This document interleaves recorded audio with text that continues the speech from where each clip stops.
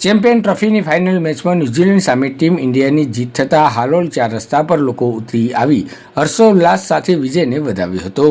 દુબઈમાં રમાયેલી ફાઇનલમાં ભારતે ન્યૂઝીલેન્ડને 4 વિકેટે હરાવીને ત્રીજું ટાઇટલ મેળવ્યું છે. આ સાથે જ ટીમ ઇન્ડિયાએ 12 વર્ષ બાદ ટ્રોફી પર કબજો કર્યો હતો. ફાઇનલમાં કેપ્ટન રોહિત શર્માએ 76 રન બનાવ્યા હતા તો શ્રેયસ અય્યરે 48 રન બનાવ્યા હતા. અંતે રાહુલ, હાર્દિક અને જાડેજાની જોડીએ ટીમ ઇન્ડિયાને જીત અપાવી હતી.